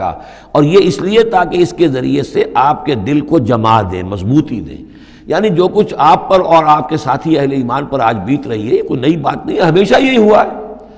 ہمارے رسول جب بھی آئے ایسی مخالفت ہوئی ہے، اسی طرح کی انہوں نے مشقتیں جھیلی ہیں۔ حضرت شعیب کو بھی یہی کہا گیا کہ اگر تمہارا خاندان نہ ہوتا تو ہم کبھی کہ تمہیں جو ہلاک کر چکے ہوتے، تو اگر اسی صورت سے آ جائے محمد صلی اللہ علیہ وسلم آپ دو چار ہیں تو یہ کوئی نئی بات نہیں ہے، یہ تو گویا کہ اس راستے کے یہ تو لازمی جو ہیں اس کے حالات ہیں۔ تو اس سے یہ کہ دل کو تثبیت ہوتی ہے کہ بالآخر کامیاب کون ہوا، آیا حضرت شعیب کی قوم کامیاب ہوئی یا حضرت شعیب کامیاب ہوئے؟ تو بالآخر کامیابی اے نبی آپ کی اور آپ کے ساتھیوں کی ہے۔ وَجَاءَكَ فِي هَذِهِ الْحَقُّ، اور اس قرآن میں یا اس سورہ مبارکہ میں آپ کے پاس حق آ گیا ہے، وَمَوْعِظَةٌ، اور نصیحت آ گئی ہے، وَذِكْرَىٰ، اور یاد دہانی آ گئی ہے، لِلْمُؤْمِنِينَ، اہل ایمان کے لیے۔ وَقُلْ لِلَّذِينَ لَا يُؤْمِنُونَ، اور کہہ دیجئے ان لوگوں سے جو ایمان نہیں رکھتے، اعملوا علی مکانتکم، کر لو اپنے مقام پر جو کچھ کر سکتے ہو۔ اب کوئی اختلاف، کوئی بھی اپنا دقیقہ فروگزاشت نہ رکھو، میری مخالفت میں، میری جو بھی تم دشمنی میں کر سکتے کر گزرو۔ انا عاملون، ہم بھی اب کر رہے ہیں جو کچھ ہم کر سکتے ہیں۔ وانتظروا انا منتظرون، تم بھی انتظار کرو کہ اللہ تعالیٰ کیا فیصلہ سناتا ہے اور آخری بات کیا آتی ہے، اور ہم بھی منتظر ہیں۔ وَلِلَّهِ غَيْبُ السَّمَاوَاتِ وَالْأَرْضِ، اور اللہ ہی کے لیے ہے آسمانوں اور زمین کا تمام چھپی باتیں اور تمام چھپے خزانے۔ وَإِلَيْهِ يُرْجَعُ الْأَمْرُ كُلُّهُ، اور کل کا کل معاملہ بالآخر اسی کی جانب لوٹا دیا جائے گا۔ فَاعْبُدْهُ، بس اسی کی بندگی اور پرستش کیجئے، وتوکل علیہ، اور اسی پر توکل کیجئے، آپ کا اعتماد اور بھروسہ اسی کی ذات پر ہو۔ وما ربک بغافل عما تعملون، اور یقیناً آپ کا رب غافل نہیں ہے اس سے کہ جو آپ کر رہے ہیں۔ یہاں اللہ کے فضل و کرم سے سورہ ہود مکمل ہوئی۔ جیسا کہ میں نے عرض کیا تھا کہ یہ جو سلسلہ شروع ہوا 14 صورتوں کا، پہلا جوڑا اس میں سے سورہ یونس، سورہ ہود علیہم الصلاۃ والسلام۔ البتہ جو تیسرا اس کے اندر سب گروپ، میں نے کہا تھا تین کے سب گروپ ہیں، یہ تیسری سورت جو ہے سورہ یوسف، یہ بالکل پورے قرآن میں منفرد ہے اپنے مزاج کی۔ اس کے ساتھ جزوی سی مشابہت آئے گی ایک سورت کی، وہ میں بعد میں عرض کروں گا۔ اس وقت یہ ہے کہ اس کو نوٹ کیجئے کہ اب تک ہم نے پڑھا ہے جو در حقیقت انباء الرسل کا مضمون ہے، جو ضائع شد و مت کے ساتھ آیا ہے۔ حضرت ابراہیم کا تھوڑا سا ذکر سورہ انعام میں ہم نے پڑھ لیا، کچھ تھوڑا سا ذکر جو ہے وہ سورہ ہود کے اندر آ گیا ہے، لیکن یہ ہے کہ اصل جو آیا ہے انباء الرسل، ایام اللہ فذکرہم بایام اللہ، یہ قصص النبیین کے اعتبار سے یہ منفرد صورت ہے، پوری صورت ایک نبی کے حالات پر مشتمل، قرآن مجید میں اس کی کوئی اور مثال نہیں۔ پھر یہ کہ اس میں وہ رنگ ہے ہی نہیں کہ حضرت یوسف علیہ السلام نے یہ دعویٰ کیا ہو کہ میں رسول ہوں، مجھے مانو، میری اطاعت کرو،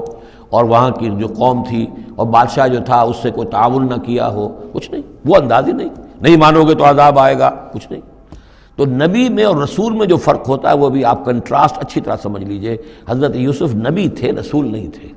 رسول بنا کر جسے بھیج دیا جاتا تھا وہ تو پہلے کہتا تھا مجھے مانو، میری اطاعت کرو، ان اعبدوا اللہ واطیعون، اللہ کی بندگی کرو، میری اطاعت کرو، اللہ اللہ اور خیر صلی اللہ، اس کے بعد اگلی بات ہوگی۔ لیکن نبی کا معاملہ یہ نہیں ہوتا۔ نبی جیسے کہ مصلح ہوتے ہیں، نیک لوگ ہوتے ہیں، اولیاء اللہ ہوتے ہیں، خاص اللہ تعالیٰ کے برگزیدہ بندے ہوتے ہیں۔ اب ظاہر بات ہے کہ ایسے بھی ہوتے ہیں جیسے ہماری اس امت کے اندر حضور کے بعد کتنے ہیں اولیاء اللہ پیدا ہوئے ہیں، اونچی شخصیتیں، کیونکہ وحی کا دروازہ بند ہو چکا ہے، نبی ان میں سے کوئی نہیں ہے۔ لیکن انبیاء بنی اسرائیل جو ہیں وہ گویا کہ اولیاء اللہ ہی تھے زیادہ تر، لیکن ان پر وحی بھی آتی تھی، وہ تسلسل جو ہے وحی کا چل رہا تھا۔ لیکن رسول وہی تھے کہ جنہیں تعین کے ساتھ کسی قوم کی طرف بھیج دیا جائے۔ حضرت یوسف کے جو یہ واقعات یہاں آ رہے ہیں اس تفصیل کے ساتھ اور پوری صورت نازل ہوئی ہے، اس کا ایک سبب ہے۔ میں نے آپ سے عرض کیا تھا کہ یہ جو آخری دور تھا مکی، آپ کے قیام مکہ کے دور کا، زمانے کا، تو اس میں یہ کہ چیزیں پہنچ چکی تھی مدینے میں بھی خبریں، اور مدینے میں اہل کتاب کے یہود کے کان کھڑے ہو گئے تھے۔ اب انہیں تو امید تھی، منتظر تھے، نبوت تو آخری ظاہر ہونے والی ہے، لیکن سمجھتے تھے ہم میں سے ہوگا۔ یہاں بات بالکل جو ہے وہ تلپٹ ہو رہی ہے، لہذا وہ اب کچھ نہ کچھ شوشے چھوڑتے رہتے تھے اور انہیں کہتے تھے اپنے پیغامات کے ذریعے سے کہ اچھا تمہارے ہاں سنا کسی نے نبوت کا دعویٰ کیا ہے، اچھا تو اس سے یہ سوال پوچھو کہ یہ ابراہیم تو آباد تھے فلسطین میں، یہ جو یہودی بنی اسرائیل ہے یہ مصر میں کیسے پہنچ گئے، جو وہاں سے پھر حضرت موسیٰ ان کو نکال کر لے کر آئے، لیکن کیسے پہنچے، پہنچنے کا سبب کیا تھا، کیا ماجرا تھا؟ یہ اب تاریخ کا ایک سوال تھا جو انہوں نے کر دیا۔ اس کے جواب میں اللہ تعالیٰ نے یہ صورت نازل فرما دی اور اس قدر خوبصورت انداز میں نازل کی ہے۔ اور میں آپ کو ایک اور بات بھی بتا دوں کہ میرا قرآن مجید کے ساتھ جو معنوی تعارف ہوا ہے پہلی مرتبہ صحیح معنی میں، وہ اسی سورہ یوسف کے حوالے سے ہے، اور سورہ یوسف کی تفہیم القرآن مولانا مودودی کی۔ 1947 میں میں میٹرک کا امتحان دے چکا تھا، ہمارا رزلٹ بھی آ چکا تھا، لیکن یہ کہ اس کے بعد وہ فسادات کیا قتل عام شروع ہوا مسلمانوں کا مشرقی پنجاب میں۔ میں حصار میں تھا، تو حصار اس شہر کا نام تھا، لیکن ہم اس میں محصور بھی ہو گئے۔ تقریباً 1.5 مہینہ ہم نے مورچے بنا لیے اور اپنی حفاظت کرتے رہے۔ اس دوران میں ظاہر بات ہے کرنے کا کوئی اور کام تھا، وہ تو جو بھی مورچوں پر جن کی ڈیوٹی ہے وہ مورچوں پر کھڑے ہیں، باقی کوئی کام نہیں۔ تو میں اور میرے بڑے بھائی اس زمانے میں پھر ایک مسجد کے اندر بیٹھ کر، چونکہ انہوں نے بھی، وہ مجھ سے تو ویسے 6 سال بڑے ہیں، انہوں نے بھی جب میٹرک کیا تھا تو عربی پڑھی تھی، اور میں نے تازہ میٹرک کیا تھا اور میرے پاس بھی عربی کا مضمون تھا، تو پھر یہ ہم پڑھتے تھے۔ اور ترجمان القرآن جو مولانا مودودی کا رسالہ تھا، اس میں ان دنوں تفہیم القرآن میں یہ سورہ یوسف کی تفسیر شائع ہو رہی تھی، تو ان دنوں ہم مسجد میں بیٹھ کر یہ سورہ یوسف تفہیم القرآن سے، پھر چونکہ مجھے کچھ عربی آتی تھی اور تازہ تھی، اچھی تھی، تو اس میں یہ کہ ہماری گفتگو بھی ہوتی تھی، مذاکرہ کرتے تھے۔ تو اس طریقے سے جو پہلا بیرا، اس سے پہلے بھی بہرحال یہ کہ قرآن ہے، اللہ کا کلام ہے، اللہ کی کتاب ہے، ہمارا اس پر ایمان ہے، کچھ اس کو سمجھنا، کچھ پڑھنا، یہ تو تھا، لیکن جو ایک معنوی ایک ربط قائم ہوا، ذہنی رشتہ، ایک قلبی رشتہ، وہ در حقیقت سورہ یوسف اور سورہ یوسف کی بھی وہ تشریح و تعبیر کے جو مولانا مودودی نے تفہیم القرآن میں کی۔ بسم اللہ الرحمن الرحیم، الف لام را، تلک آیات الکتاب المبین، یہ ایک روشن آیات کی کتاب کی آیات ہیں۔ انا انزلناہ قرآنا عربیا، ہم نے اس کو نازل کیا ہے عربی قرآن بنا کر۔ کس کو نازل کیا ہے؟ وہ جو ام الکتاب میں ہمارے پاس ہے، وہ جو لوح محفوظ میں ہے، اس کو ہم نے اتارا ہے اب محمد پر، تو قرآن عربی بنا کر اتارا ہے۔ لعلکم تعقلون، تاکہ اے عربو، اے عرب کے رہنے والو، اے امیین کہ جن کی طرف اولین بعثت ہمارے رسول کی ہوئی ہے، تم اچھی طرح سمجھ سکو۔ نحن نقص علیک احسن القصص، اے نبی ہم آپ پر بیان کرنے لگے ہیں بہترین بیان۔ یہ قصص نہیں ہے، قصص ہوتا قاف کے زیر کے ساتھ تو قصے کی جمع ہوتا، کہ کہ بہترین قصہ ہم آپ کو سنا رہے ہیں، نہیں، احسن القصص، قصص جو ہے یہ یہاں پر یہ مصدر ہے، بہترین بیان، ہم آپ کے سامنے بہترین بیان پیش کر رہے ہیں، بما اوحینا الیک ھذا القرآن، اس قرآن کے ساتھ جو ہم نے آپ کی طرف وحی کیا ہے، وَإِن كُنتَ مِن قَبْلِهِ لَمِنَ الْغَافِلِينَ، اور یقیناً آپ اس سے پہلے، اس قرآن میں اس قصے کے آنے سے پہلے، قرآن میں اس بیان کی آمد سے پہلے، وحی سے پہلے آپ یقیناً بالکل ناواقف تھے، غافل تھے، آپ کو کچھ معلوم نہیں تھا کہ یہ حضرت یوسف کیسے وہاں پہنچے اور بنی اسرائیل کیسے پہنچ گئے۔ اس قال یوسف لأبیہ، حضرت یعقوب علیہ السلام کے ایک تو بڑی بیوی تھی، ان سے 10 بیٹے تھے، بڑے تھے، جوان تھے، پھر ایک چھوٹی بیوی تھی، ان سے یہ 2 بیٹے تھے، یوسف بڑے ان میں سے اور بنیامین چھوٹے، 12 بیٹے تھے ان کے یہ۔ اس قال یوسف لأبیہ، یاد کرو جب کہ کہا تھا یوسف نے اپنے والد سے، حضرت یعقوب سے، یا ابت، ابا جان، انی رأیت 11 کوکبا، میں نے دیکھا ہے 11 ستارے، والشمس والقمر، اور سورج اور چاند، رأیتہم لی ساجدین، کہ وہ مجھے سجدہ کر رہے ہیں، میرے سامنے جو ہے سجدے میں ہیں۔ قال یا بنی لا تقصص رؤیاک علی اخوتک، حضرت یعقوب علیہ السلام نے اس بات کو سمجھ لیا کہ یہ 11 بھائی اور یہ میں ماں باپ، ہمارا کوئی خاص معاملہ ہونے والا اس بیٹے کے ساتھ، اور اللہ تعالیٰ اس بیٹے کی کوئی خاص فضیلت ظاہر کرنے والا ہے، لہذا فرمایا کہ یہ اپنا بیان لا تقصص رؤیاک علی اخوتک، اپنے بھائیوں کے سامنے بیان نہ کر دینا، فیکیدوا لک کیدا، تو وہ تمہارے خلاف کو سازش کریں گے، اس لیے کہ ان میں پھر حسد کی آگ بھڑک اٹھے گی، اور وہ سوچیں گے کہ اللہ تعالیٰ نے یہ فضیلت اگر کوئی رکھی تو ہماری بجائے وہ اس یوسف کے لیے رکھی ہے، تو اس سے کہ تمہیں کوئی غضب پہنچ جائے گا۔ ان شیطان للانسان عدو مبین، یقیناً شیطان تو انسان کا کھلا دشمن ہے ہی۔ وَكَذَلِكَ يَجْتَبِيكَ رَبُّكَ وَيُعَلِّمُكَ مِن تَأْوِيلِ الْأَحَادِيثِ، اور اسی طریقے سے تمہارا رب جو ہے تمہیں پسند کر لے گا، چن لے گا، یعنی نبوت کے لیے اب معلوم ہوتا ہے کہ میرے بیٹوں میں سے اللہ نے تمہیں چن لیا ہے، یہ معلوم ہوتا ہے۔ كَذَلِكَ يَجْتَبِيكَ رَبُّكَ، اسی طرح اللہ چن لے گا، برگزیدہ کرے گا تجھے، وَيُعَلِّمُكَ مِن تَأْوِيلِ الْأَحَادِيثِ، اور تمہیں سکھائے گا تعویل الاحادیث۔ اس کے 2 معنی ہیں، ایک تو یہ کہ خواب کی تعبیر کرنا، اور یہ کسی بھی بات کی تہ تک پہنچ جانا، کنہ تک پہنچ جانا۔ تو عام اگر لیں گے تو کسی بھی بات، معاملہ فہمی جسے ہم کہتے ہیں، جز رسی، کسی چیز کے جو ہے اجزاء تک انسان پہنچ جائے، نگاہ دور تک چلی جائے، وہ بھی، اور یہ کہ اس کو تعویل الاحادیث جو ہے یہ خاص طور پر خوابوں کے لیے بھی ہے۔ وَيُتِمُّ نِعْمَتَهُ عَلَيْكَ، اور اتمام فرمائے گا اپنی نعمت کا تجھ پر، وعلی آل یعقوب، اور تمام آل یعقوب پر، کما اتمھا علی ابویک، جیسے کہ اس نعمت کا اس نے اتمام فرمایا تیرے آباء و اجداد پر، من قبل پہلے، ابراہیم و اسحاق، ابراہیم اور اسحاق پر، یعنی اسحاق تمہارے دادا اور ابراہیم تمہارے پردادا۔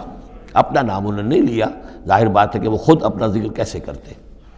ان ربک علیم حکیم، یقیناً تیرا رب جو ہے وہ علیم ہے اور حکیم ہے۔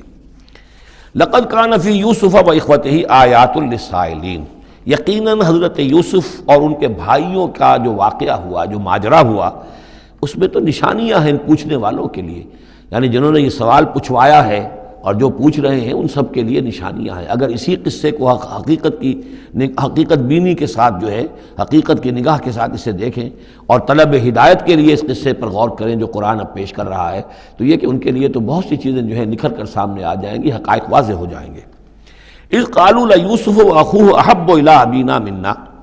ونحن عصبہ، جبکہ انہوں نے کہا کہ یوسف اور اس کا بھائی بنیامین احب الی ابینا منا، یہ ہمارے والد کو زیادہ محبوب ہیں ہم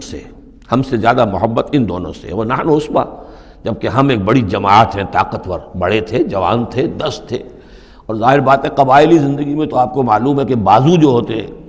بیٹے جوان جو ہوں وہی تو اصل میں طاقت کی بنیاد ہوتے ہیں، جس کے جتنے بازو ہیں اتنا ہی وہ صاحب عزت ہے۔ تو ہم ہیں 10 جوان اور یہ 2 چھوٹے، محبت ان سے زیادہ ہو رہی ہے۔ انا ابانا لفی ضلال مبین، یقیناً ہمارے ابا جان کچھ بہک سے گئے، معلوم ہوتا ہے کچھ سٹھیا گئے۔ اقتلوا یوسف، قتل کر دو اس یوسف کو، اب اطرحوہ ارضا، یا اسے کہیں دور کسی ملک کے اندر پھینک دو، اسے جلا وطن کر دو، یخلو لکم وجہ ابیکم، تاکہ تمہارے والد کی جو توجہات ہیں، عنایات ہیں، تمہاری طرف ہو جائیں۔ اس کی طرف سے ہٹ کر جو ساری عنایات کا مرکز اور منبع بنا ہوا یوسف، تو یہ جب یہاں نہیں رہے گا، یہ کانٹا نکل جائے گا، تو پھر یہ ہے کہ وہ عنایات جو ہیں حضرت یعقوب کی وہ ہمارے حصے میں آئیں گی۔ وَتَكُونُوا مِن بَعْدِهِ قَوْمًا صَالِحِينَ، یہ کڑوا گھونٹ تو کر گزرو پھر بعد میں نیک بن جانا، یعنی دل میں ملامت بھی ہے، ضمیر کہہ رہا کیا کرنے لگے ہو، کیا سوچ رہے ہو، ایک اپنے بھائی کو قتل کرنا چاہتے ہو۔ لیکن یہ کہ پھر یہ کہ انسان جو ہے اپنے آپ کو جب کوئی نفس سے، جیسے کہ ہم سورہ مائدہ میں پڑھا ہے فَطَوَّعَتْ لَهُ نَفْسُهُ قَتْلَ أَخِيهِ، قابیل کے نفس نے اسے آمادہ کر ہی لیا اپنے بھائی کے قتل کرنے پر۔ تو اب ان لوگوں کا بھی جو ہے ضمیر ملامت جب کر رہا تھا تو ان کا ٹھیک ہے بھائی یہ تو کر گزرے ہیں اب، لیکن اس کے بعد نیک ہو جائیں گے، توبہ کر لیں گے، پھر کفارہ بھی ادا کر دیں گے، پھر جس طرح بھی ہوگا تلافی بھی کر دیں گے اپنے اس جرم کی۔ قال قائل منهم لا تقتلوا یوسف، کہا ان میں سے ایک کہنے والے نے نہیں قتل نہ کرو یوسف کو، یہ یہودا تھے جو سب سے بڑے بیٹے تھے، اور یہیں سے لفظ یہودی بنا ہے، سب سے بڑے بیٹے حضرت یعقوب کے یہودا، اور یہ شریف النفس تھے ان میں۔ انہوں نے کہا نہیں قتل مت کرو، وَالْقُوهُ فِي غَيَابَةِ الْجُبِّ، ہاں کسی جو باولیاں پچھلے زمانے میں ہوتی تھی، کنواں نہیں اصل میں کہنا چاہیے، باولیاں اب پتہ نہیں بہت سے لوگ جانتے ہی نہیں ہوں گے، وہ ایک بہت گہرا سا جو ہے وہ کھودتے تھے تاکہ پانی تک پہنچ جائے، اور پھر جہاں پانی کی سطح ہوتی تھی اس کے آس پاس طاقچے بنے ہوتے تھے، تو ان طاقچوں میں سے غیابت الجب، ان میں سے کسی میں اس کو ڈال داؤ تاکہ پھر کوئی رسی نیچے پھینکے گا اور کوئی قافلہ آئے گا، اس کا کوئی پانی لینے والا آئے گا، یہ اس رسی کو پکڑ کر اوپر چلا جائے گا، وہ قافلہ اپنے ساتھ لے جائے گا جہاں جا رہا ہوگا، تو ہماری جان چھوٹے گی، تو ہم قتل کے مجرم نہیں ہوں گے۔ وَالْقُوهُ فِي غِيَابَةِ الْجُبِّ يَلْتَقِطْهُ بَعْضُ السَّيَّارَةِ، لے جائے گا اس کو، کوئی اٹھا لے جائے گا، کوئی قافلہ۔ ان کنتم فاعلین، اگر تم کرنے ہی والے ہو، یعنی اگر تم تل گئے ہو، اب ظاہر بات ہے کہ باقی 9 بھائی اگر تلے ہوئے تھے تو بڑے بھائی کی کچھ بس نہیں گئی، اس نے کہا اچھا کم سے کم یہ کرو قتل تو نہ کرو، اس کو کسی کنویں کی کسی باولی کے طاقچے کے اندر رکھاؤ۔ قالوا یا ابانا ما لک لا تمنا علی یوسف وانا لہ لناصحون، اب انہوں نے کہا کہ ابا جان کیا وجہ ہے کہ آپ ہم پر بھروسہ نہیں کرتے یوسف کے معاملے میں، کبھی ہم پر اعتماد نہیں کرتے، ہمارے پاس اکیلا نہیں چھوڑتے، اسے کیا مسئلہ ہے؟ وَإِنَّا لَهُ لَنَاصِحُونَ، ہم تو اس کے بڑے خیر خواہ ہیں۔ أَرْسِلْهُ مَعَنَا غَدًا، کل ذرا ہمارے ساتھ بھیجیے، ہم جا رہے ہیں شکار کے لیے جا رہے ہیں، تو غدن بھیج دیجیے، یرتع یلعب، وہ بھی چرے چگے گا، کھائے پیے گا، درختوں کے اوپر چڑھے گا، کھیلے گا، کودے گا، اور کوئی پھل ول کھائے گا، یرتع جیسے چرنا چگنا، ویلعب اور کھیلے گا، وَإِنَّا لَهُ لَحَافِظُونَ، ہم اس کی حفاظت کرنے والے ہیں۔ قال انی لیحزننی، حضرت یعقوب نے فرمایا مجھے اس کا بڑا اندیشہ ہے، تشویش ہے، ان تذهبوا به، کہ تم اسے لے جاؤ، واخاف ان یاکلہ الذئب، اور مجھے اندیشہ یہ ہے کہ کہیں اس سے بھیڑیا نہ کھا جائے، وانتم عنہ غافلون، اور تم اس سے غافل ہو، کہیں تم تو اپنے دندوں میں لگ جاؤ، منہمک ہو جاؤ، وہ کہیں اکیلا رہ جائے، کوئی بھیڑیا آ کر اسے کھا جائے۔ قالوا لئن نکلہ الذئب ونحن عصبہ انا اذا لخاسرون، ابا جان کیا بات کر رہے ہیں، اگر انہیں اسے بھیڑیا کھا جائے جبکہ ہم ایک جوان گروہ ہیں، ہم 10 آدمی ہیں، ہماری پوری ٹیم ہے، جماعت ہے، تو پھر تو ہم تو بڑے نکمے لوگ ہوئے، بڑے خسارے والے لوگ ہوئے۔ فلما ذهبوا به واجمعوا، اور جب پھر وہ اس کو لے گئے اور پھر اب وہ متفق ہو گئے، اجمعوا کے بعد علا کا صلہ جو ہے یہاں پر محذوف ہے، علا ان یجعلوه فی غیابۃ الجب، انہوں نے اپنی یہ بات اب پوری جمع کر لی، اپنا پوری رائے ایک کر کے، ایک آ کر کے، اور وہ یہ کہ اب اسے غیابۃ الجب کے اندر رکھنے چلے۔ وَأَوْحَيْنَا إِلَيْهِ، ہم نے اس وقت وحی کی یوسف کو، لَتُنَبِّئَنَّهُمْ، اب اس کو ہم الہام کہیں گے، ابھی ظاہر بات ہے کہ وہ نبوت کی عمر نہیں ہے۔ وَأَوْحَيْنَا إِلَيْهِ لَتُنَبِّئَنَّهُمْ بِأَمْرِهِمْ هَذَا، تم یہ بات ان کو جتلاؤ گے، ایک دن آئے گا کہ تم جتلا دو گے اپنے بھائیوں کے تم نے میرے ساتھ کیا تھا۔ اب اس میں جو بلاغت ہے اس کی کیا معنی ہے، تم ہلاک نہیں ہوگے، تمہارا بال بیکا نہیں ہوگا، تمہاری ہم حفاظت کریں گے، ایک وقت آئے گا کہ یہ تمہارے پاس آئیں گے اور پھر تم انہیں جتلاؤ گے۔ تو گویا کہ پوری داستان جو ہے ایک ان کی حوصلہ افزائی کے لیے وہ سارا ایک لفظ کے اندر ہے، لَتُنَبِّئَنَّهُمْ بِأَمْرِهِمْ هَذَا وَهُمْ لَا يَشْعُرُونَ، اور اس وقت انہیں اندازہ بھی نہیں ہوگا کہ کون ان سے بات کر رہا ہے۔ وَجَاءُوا أَبَاهُمْ عِشَاءً يَبْكُونَ،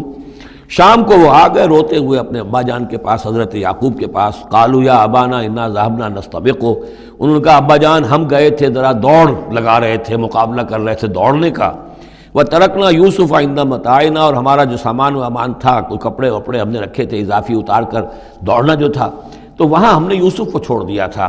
فَأَكَلَهُ الذِّئْبُ، تو اسے کھا لیا ایک بھیڑیے نے۔ وَمَا أَنْتَ بِمُؤْمِنٍ لَنَا، اور آپ ہماری بات مانیں گے تو نہیں۔ وَلَوْ كُنَّا صَادِقِينَ، خواہ ہم کتنے ہی سچے ہوں، آپ نے ماننی تو نہیں ہے بات، لیکن ہم کیا کریں، ہوا یہ ہے۔ وَجَاءُوا عَلَىٰ قَمِيصِهِ بِدَمٍ كَذِيبٍ، اور کوئی جھوٹ موٹ کا خون اس کی قمیص کے اوپر لگا کے لے آئے۔ قال بل سولت لکم انفسکم امرا، حضرت یعقوب نے فرمایا نہیں، بات کچھ اور ہے، تمہارے دیوں نے، تمہارے نفسوں نے تمہارے لیے ایک بڑی بات کو ہلکا کر دیا ہے، تم نے کوئی بہت بڑا غلط اقدام کیا ہے اور تمہارے نفسوں نے اس کے لیے تمہیں آمادہ کر دیا ہے، فصبر جمیل۔ لیکن ظاہر بات ہے کہ اب 10 بیٹے ہیں، حضرت یعقوب اکیلے ہیں، بوڑھے ہیں، فصبر جمیل، میں اب کیا کر سکتا ہوں سوائے اس کے کہ صبر کروں خوبصورتی کے ساتھ، اور دیکھوں اللہ تعالیٰ اس میں سے کیا برآمد کرتا ہے۔ واللہ المستعان علی ما تصفون، اور جو کچھ تم بیان کر رہے ہیں اس پر تو ظاہر بات ہے کہ اب میں اللہ ہی سے مدد مانگ سکتا ہوں۔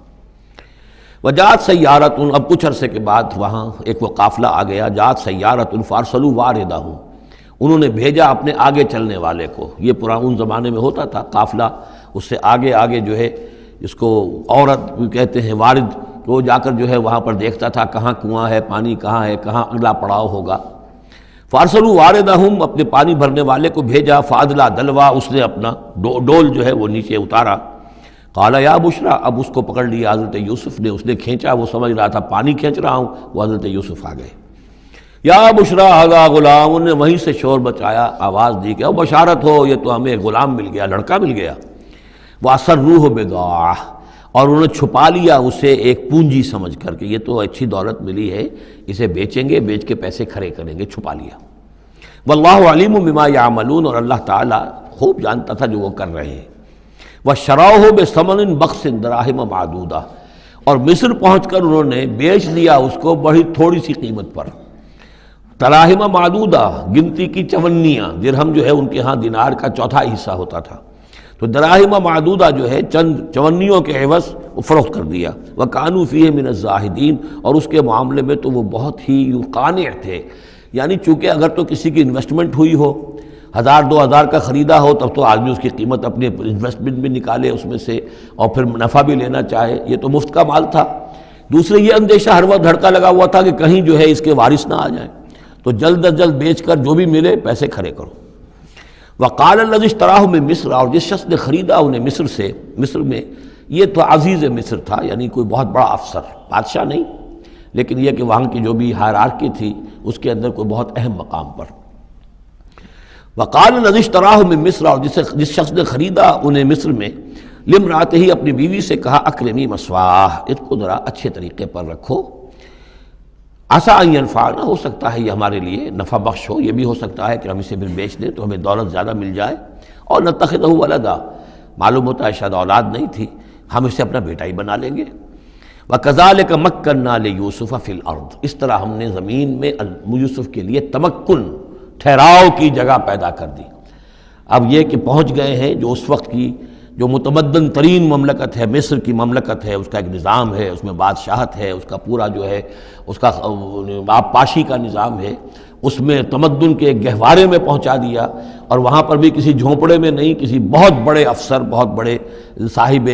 حیثیت انسان کے گھر میں پہنچا دیا۔ وَكَذَلِكَ مَكَّنَّا لِيُوسُفَ فِي الْأَرْضِ وَلِنُعَلِّمَهُ مِن تَأْوِيلِ الْأَحَادِيثِ، اور تاکہ ہم اسے سکھائیں باتوں کی تہ تک پہنچنا۔ یعنی ظاہر بات ہے کہ اگر وہ کوئی بہت بڑا عہدے دار تھا، بہت بڑا افسر تھا، تو وہاں پر لوگ آتے رہتے ہوں گے، گفتگویں ہوتی ہوں گی، امور مملکت پر بحثیں ہوتی ہوں گی۔ اب یہ وہاں پر ایک خادم کی حیثیت سے ہیں، وہ باتیں ساری سن رہے ہیں، تو گویا کہ اس میں ان کے لیے تربیت کا سامان اللہ نے کر دیا کہ کہاں کسی اگر دیہاتی میں رہتے یا کہیں صحرا میں رہتے، کہاں یہ تمدن کے ایک گڑھ میں اور ایک ایسی جگہ پر جہاں پر بیٹھ کر سارے مشورے ہوتے ہوں، گفتگویں ہوتی ہوں اور دوسرے ملکوں کی خبریں آتی ہوں، اس سے ان کے علم کے اندر معلومات میں بھی اضافہ ہوا، اور یہ کہ حالات و واقعات کا تجزیہ کرنا، اس سے استنتاج کرنا، نتیجہ نکالنا، اللہ نے یہ چیز انہیں سکھا دی۔ واللہ غالب علی امرہ، اللہ تعالیٰ تو اپنے معاملے پر، اپنے حکم پر، اپنے فیصلے پر غالب ہے، ولکن اکثر الناس لا یعلمون، لیکن اکثر لوگ جانتے نہیں۔ ولما بلغ اشدہ آتیناہ حکما وعلما، جب وہ اپنی پوری پختگی کو پہنچ گئے تو ہم نے انہیں حکم اور علم دونوں دیے، اس سے مراد نبوت ہے، حکمت بھی دی، علم بھی دیا۔ وَكَذَلِكَ نَجْزِي الْمُحْسِنِينَ، اسی طریقے سے ہم محسنین کو بدلہ دیتے ہیں، اچھا بدلہ دیتے ہیں۔ وَرَاوَدَتْهُ الَّتِي هُوَ فِي بَيْتِهَا، اور پھسلانے کی کوشش کی اس عورت نے جس کے گھر میں وہ تھے، وہی عزیز مصر کی بیوی، وہ ان پر فریفتہ ہو گئی۔ فی بیتہا عن نفسہ، ان کے جی سے پھسلانے کی کوشش کی، انہیں گناہ پر آمادہ کرنا چاہا۔ یہاں تک کہ وغلقت الابواب، ایک موقع پر اس نے دروازے بند کر دیے، وقالت حیت لک، اور بولی کہ جلدی کرو۔ قال معاذ اللہ، حضرت یوسف نے فرمایا اللہ کی پناہ طلب کرتا ہوں، انہ ربی احسن مثوایا، یہاں ربی دونوں طرف جا سکتا ہے، ایک تو اللہ کی طرف بھی، دوسرے یہ کہ میرا آقا، یہ لفظ جو ہے آقا کے لیے، بادشاہ کے لیے بھی اس صورت میں بار بار آیا ہے کہ میں خیانت کروں اپنے آقا کی، اس نے میرے ساتھ بہترین سلوک کیا ہے، اچھی طرح رکھا ہے، میں یہ بھی نہیں کر سکتا، اور یہ بھی ہو سکتا ہے اللہ نے سارا بندوبست کیا ہے، اللہ ہی نے تو سارا مکننا لیوسفا، تو دونوں طرف یہ لفظ جا سکتا ہے۔ معاذ اللہ انہ ربی احسن مثوایا انہ لا یفلح الظالمون، گناہ گار اور ظالم لوگ جو ہیں فلاح نہیں پایا کرتے۔ وَلَقَدْ ہمت بِهِ وَهَمَّ بِهَا، اور وہ تو ان کی طرف لب کی، یا یوں سمجھیے کہ اس نے تو ارادہ کیا اس کا، وَهَمَّ بِهَا لَوْلَا أَن رَأَىٰ بُرْهَانَ رَبِّهِ، اور وہ بھی کرتا اگر نہ دیکھ لیتا اپنے رب کی ایک دلیل، یعنی یہ کہ یوسف جوان بھی تھے، یوسف جو ہے پھر بہرحال انسان تھے، طبع بشری کی بنیاد پر ان کے اندر بھی وہ ایک داعیہ پیدا ہو سکتا تھا، لیکن اللہ تعالیٰ کا خاص انتظام یہ ہوا کہ کوئی خاص اس وقت اللہ نے انہیں اپنی ایسی نشانی دکھائی، برہان دکھائی۔ روایات میں یہ آتا ہے کہ دیوار پر حضرت یعقوب علیہ السلام کی شکل ظاہر ہوئی اور وہ انگلی سے اشارہ کر رہے تھے کہ باز رہنا، تو یہ تورات کے اندر ہے۔ تو بہرحال قرآن مجید بھی کوئی اس کی یعنی نفی نہیں ہے اس میں، بلکہ ہو سکتا ہے الرا برہان ربہ، تو یہ اللہ کی طرف سے یہ بات دکھا دی گئی ہو، یہ کوئی انہونی بات نہیں۔ اور یہ ایک بات کو وَلَقَدْ ہمت بِهِ وَهَمَّ بِهَا، تو یہاں پہ لولا الرا برہان، وہ بھی بڑھتے ہیں، یعنی یہ کہ یہ چیزیں جو ہیں بہرحال جہاں تک فطرت انسانی کا تقاضا ہے اس میں ثابت قدم رہنا آسان کام نہیں ہے۔ كَذَلِكَ لِنَصْرِفَ عَنْهُ السُّوءَ، اور یہ اس لیے کہ ہم پھیر دیں اس سے بدی کا رخ، والفحشاء، اور بے حیائی کا، ہم نے خاص اہتمام کیا حضرت یوسف علیہ السلام کی عفت و عصمت کی حفاظت کی۔ انہ من عبادنا المخلصین، یقیناً وہ ہمارے بڑے مخلص بندوں میں سے تھے۔ یہ مخلص اور مخلص کا فرق نوٹ کر لیجئے، مخلص اس میں فاعل ہے، خلوص کرنے والا، اور مخلص وہ جس کو خالص کر لیا گیا ہو۔ اللہ کے مخلص بندے وہ ہیں جن کو اللہ نے اپنے لیے خالص کر لیا، تو یہ اللہ کے خاص بندے، چہیتے بندے مخلص ہیں جنہیں اللہ نے اپنے لیے خالص کر لیا ہے۔ واستبق الباب، وہ دونوں دوڑے دروازے کی طرف، یعنی حضرت یوسف علیہ السلام نے اس کی نیت بری دیکھی اور دیکھا کہ وہ تلی ہوئی ہے، اس کے اوپر شیطان کا بھوت سوار ہے، تو وہ دروازے کی طرف لپکے کہ میں بھاگ جاؤں، پیچھے وہ دوڑی۔ قالت وقدت قمیصہ من دبر، اور دوڑ میں اس میں یہ ہوا کہ اس نے جو پیچھے سے پکڑنے کی کوشش کی حضرت یوسف کو، تو ان کا کرتا جو ہے اس کے ہاتھ میں آ گیا اور وہ پھٹ گیا۔ حضرت یوسف دوڑ رہے ہیں، پیچھے سے وہ کرتے کا دامن جو ہے پھٹ گیا۔ وَأَلْفَيَا سَيِّدَهَا لَدَى الْبَابِ، اور اچانک ہو سکتا ہے غیر متوقع طور پر، وقت ایسا نہ ہو عام طور پر آنے کا، اس کا جو شوہر تھا اس کو دونوں نے دیکھا کہ وہ دونوں دروازے کے اوپر وہ موجود ہے۔ پایا ان دونوں نے اس کے شوہر کو، اس کے سردار کو، اس کے آقا کو، اس کے شوہر کو لدى الباب، دروازے کے پاس۔ قالت ما جزاء من اراد باهلك سوءا، اب دیکھیے یہ ہے وہ کہ جو عورت کے جو چلتر جس کو کہتے ہیں مشہور، فوراً جو اس نے پیتلا بدلا ہے، اس نے کہا اپنے شوہر سے مخاطب ہو کر، بڑا سوچو کیا سزا ہونی چاہیے اس شخص کی جو تمہاری بیوی کے ساتھ بدکاری کا ارادہ کرے، یعنی یہ کہ یہ جو یوسف ہے یہ مجھ پر گویا کہ مجرمانہ حملہ کرنا چاہتا تھا اور میں نے اپنے آپ کو بچایا ہے۔ قالت ما جزاء من اراد باهلك سوءا الا ان يسجن، اس کی سوا کیا سزا ہو سکتی ہے کہ اسے جیل میں ڈال دیا جائے، اور عذاب علیم، یا اسے کوئی اور دردناک عذاب دیا جائے۔ اب ظاہر ہے اپنے دفاع کے لیے حضرت یوسف کو کچھ نہ کوئی بیان تو دینا تھا۔ قال هي راودتني عن نفسي، انہوں نے صاف بیان کر دیا کہ خود اس نے مجھے گناہ پر آمادہ کرنا چاہا تھا اور پھسلانا چاہا تھا مجھے میرے جی سے۔ وشهد شاهد من اهلها، اب یہ کہ وہاں کوئی اور تھا، کوئی شخص کہ جو تھا اس عورت، وہ زلیخا اس کا نام آتا ہے تو رات میں قرآن میں کہیں نہیں ہے، امراۃ العزیز تو آتا ہے، اس عزیز کی بیوی، بڑے افسر کی بیوی، لیکن یہ کہ اس کا کوئی رشتہ دار بھی وہاں آن موقع پر موجود تھا، تو اس نے قرائن کی جو گواہی ہوتی ہے، سرکمسٹانشل ایویڈنس، اس کی بات کی۔ انہوں نے کہا کہ اگر تو اس کا کرتا پھٹا ہوا ہو، شاہد شاہد من اہلہا، اس عورت کے عزیزوں رشتہ داروں میں سے گواہی دینے والے نے ایک نے گواہی دی، اگر اس کا کرتا پھٹا ہوتا سامنے سے، فصدقت، تو وہ سچی ہوتی، وہو من الکاذبین، اور یہ جھوٹا ہوتا۔ یعنی اگر کوئی مرد حملہ کر رہا ہے اور عورت اپنا تحفظ کر رہی ہے اور اس میں جو ہے کہیں کرتا پھٹتا ہے مرد کا، تو وہ سامنے کا حصہ پھٹے گا۔ وَإِنْ كَانَ قَمِيصُهُ قُدَّ مِنْ دُبُرٍ، اور اگر اس کی قمیص ہے پھٹی ہوئی پیچھے سے، فَكَذَبَتْ، تو وہ جھوٹی ہے، وَهُوَ مِنَ الصَّادِقِينَ، اور وہ سچا ہے۔ اب یہ بھی آپ دیجئے کریڈٹ دیجئے بہرحال کہ اس کی عورت کے رشتہ داروں میں سے کسی نے اتنی عادلانہ بات کی ہے، اتنی حکیمانہ بات بھی کی ہے، عادلانہ بھی کی ہے اور حق کی بات کی ہے، تو معلوم ہوتا ہے کہ اس معاشرے کے اندر بھی جہاں بہت سی خرابیاں بھی تھیں، آگے آ جائیں گی وہ خرابیوں کا بھی ذکر ہے، لیکن یہ کہ بہرحال کچھ نہ کچھ اچھائیاں بھی تھیں۔ فلما رأى قميصه قد من دبر، جب اس نے دیکھا کہ قمیص تو پھٹی ہوئی ہے پیچھے سے، قال انه من کیدکن، تو اس نے کہا اس عزیز مصر نے اپنی بیوی سے کہ یہ تمہاری ہی چالوں میں سے ہے، فریب میں سے ہے، ان کیدکن عظیم، تم عورتوں کی چالیں جو ہیں اور تمہاری عورتوں کے جو فریب ہیں وہ بہت بڑے ہیں۔ یوسف اعرض عن ھذا، اب اس نے کہا یوسف ٹھیک ہے اس سے درگزر کرو، عن ھذا، اعرض عن ھذا واستغفری لذنبک، اور دیکھو تم اپنی بیوی سے مخاطب کو کہا تم اپنی گناہ کا استغفار کرو، توبہ کرو، انک کنت من الخاطئین، یقیناً تو ہی تھی خطا کار۔ وقالت نسوۃ فی المدینہ، اور کہا عورتوں نے شہر کے اندر، امرأۃ العزیز ہے، یہ ہے وہ عزیز کی بیوی، تراود فتاها عن نفسہ، وہ اپنے غلام کو پھسلا رہی ہے اور اس کو چاہتی ہے اسے گناہ پر آمادہ کرنا، قد شغفها حبا، وہ اس کی محبت میں گرفتار ہو گئی ہے، انا لنراها فی ضلال مبین، ہم دیکھتے ہیں وہ تو بڑی بھٹک گئی ہے اپنے غلام کے ساتھ یہ معاملہ، اور یہ تو بہت ہی گھٹیا بات ہے۔ فلما سمعت بمکرہن، جب اس نے امرأۃ العزیز نے سنی یہ باتیں میرے خلاف، اب یہ چرچے ہو رہے ہیں، تو اس نے چاہا کہ ان سب کا جو چونکہ اوپر کی سوسائٹی تھے وہ سارے کے سارے جو ہیں سوراخ تو سبھی کے ہاں تھے، گندگیاں ہر ایک کے ہاں تھی، لیکن یہ موقع مل گیا عورتوں کو کہنے کا، اسے معلوم تھا خود ان کے اپنے کردار کیسے کچھ ہیں، لیکن اس نے چاہا کہ اس کا بھانڈا جو ہے چوراہے کے اندر ان کے کردار کا بھی پھوڑ دیا جائے۔